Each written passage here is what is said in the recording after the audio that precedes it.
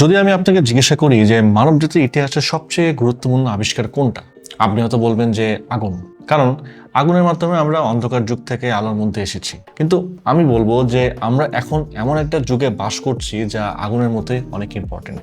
আমরা বাস করছি টেকনোলজির যুগে। আজ পৃথিবীর প্রায় 40% মানুষ ইন্টারনেটের সাথে যুক্ত। মানবজাতি আগের যে কোনো সময়ের চেয়ে বেশি কানেক্টেড। কিন্তু প্রশ্নটা হচ্ছে যে এই ডিজিটাল ওয়ার্ল্ডের মেইন বেস কি? Smartphone, internet, satellite? না, একটাও হয়নি। সবকিছুর বেস হিসেবে এখানে আছে একটা ছোট্ট জিনিস যার নাম ট্রানজিস্টর।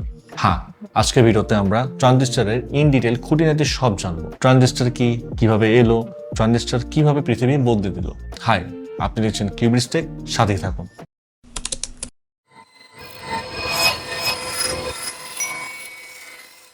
আচ্ছা, এই যে এখন আপনি যে ভিডিওটা দেখছেন, এটা আসলে জাস্ট একটা 1 আর 0 একটা কম্বিনেশন। মানে এই ভিডিওর ডেটা হচ্ছে বাইনারি।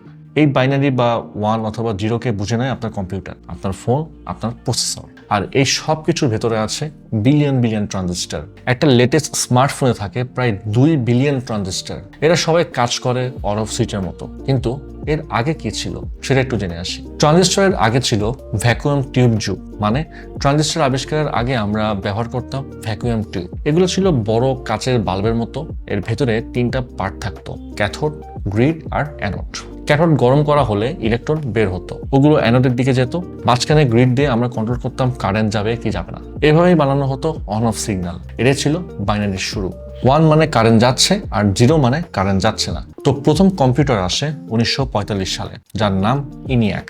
এটা ছিল পৃথিবীর প্রথম general purpose electronic computer. 18,000 vacuum tube, weight 30 ton, পুরো একটা রুমের সমান সাইজ।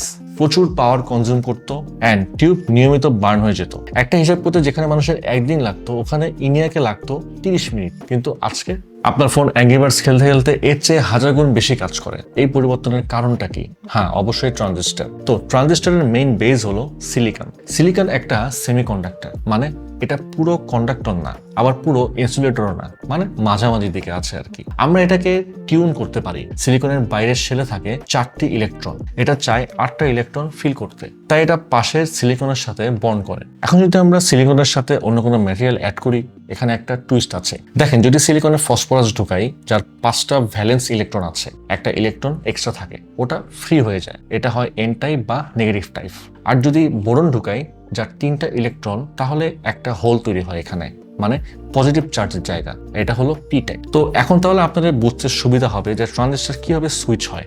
দেখেন, যখন এন আর পি একসাথে রাখি, একটা বাউন্ডারি তৈরি হয় এখানে, যাকে বলা হয় ডিপ্লেশন লেয়ার। এটা ইলেকট্রন আটকায়। কিন্তু যদি বেজে পজিটিভ ভোল্টেজ দেই, তাহলে ডিপ্লেশন লেয়ার ভেঙে যায়, কারেন্ট যায়। মানে সুইচ অন, আর ভোল্টেজ না দিলে সুইচ অফ।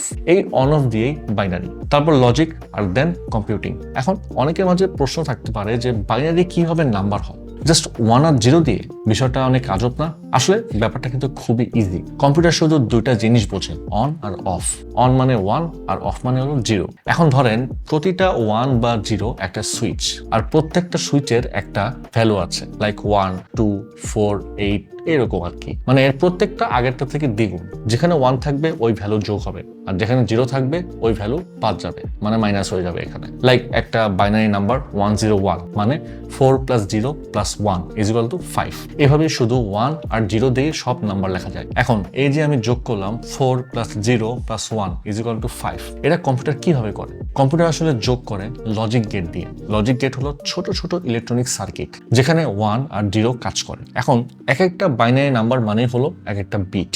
যেমন 101 এবং 100, এই 2টা বিট যোগ করার জন্য কম্পিউটার ব্যবহার করে XOR গেট আর AND গেট। XOR দেয় সাম আর AND দেয় ক্যারি, আর এগুলো দিয়ে বানানো হয় হাফ অ্যাডার। এইভাবে কোটি কোটি ক্যালকুলেশন প্রতি সেকেন্ডে হয়, সবই এক ট্রানজিস্টরের উপর। এই ট্রানজিস্টর ছাড়া কোনো চিপ বানানোই পসিবল না। তো একটা চিপের ভেতরে যত বেশি ট্রানজিস্টর থাকবে, সেই চিপ তত পাওয়ারফুল হবে। আর এখানে আসে সেই একটা বিখ্যাত ধারণা, সেটা হচ্ছে মোরস ল। 1965 সালে গর্ডন মোর বলেছিলেন যে প্রতি 2 বছরে ট্রানজিস্টরের পরিমাণ দ্বিগুণ হবে। আর দীর্ঘ 50 বছর এটা ঠিক এভাবেই হয়ে আসছিল। কিন্তু সমস্যাটা শুরু হলো যখন ট্রানজিস্টর এত ছোট হয়ে গেল, যে যেমন 10 ন্যানোমিটার, 7 ন্যানোমিটার, 4 ন্যানোমিটার, তো এগুলো আগের টেকনোলজি দিয়ে আর ছোট বানানো যাচ্ছিল না। আর এটাই ছিল সব থেকে বড় প্রবলেম। বাট সেটাও মানুষ ওভারকাম করেছে এক্সট্রিম আল্ট্রাভায়োলেট, যেটা ইউভি লিথোগ্রাফির মাধ্যমে। তো যাই হোক, দিন দিন এখন ট্রানজিস্টর সাইজে ছোট হচ্ছে আর চিপের পাওয়ারও অনেক বেড়েছে। এই তো এই যে কয়দিন আগে ইন্টেল কোর আলট্রা এক্স10 প্রসেসর 3888 রিলিজ পেয়েছে, যার প্রসেস সাইজ মাত্র 3 ন্যানোমিটার। ধারণা করা হচ্ছে যে এর মধ্যে আছে 20 বিলিয়ন ট্রানজিস্টর। হিউজ অ্যামাউন্ট ভাই। তো যাই হোক, এখন আগুন আমাদের সভ্যতা বানিয়েছে, বাট ট্রানজিস্টর বানিয়েছে ডিজিটাল সভ্যতা, like internet, smartphone, AI, satellite, cloud, video call, সবকিছুর পেছনে কাজ করে একটা ছোট্ট সুইচ, ট্রানজিস্টর। হয়তো আমরা এখন আর আগুনের যুগে নেই, বাট আমরা এখন সিলিকনের যুগে আছি।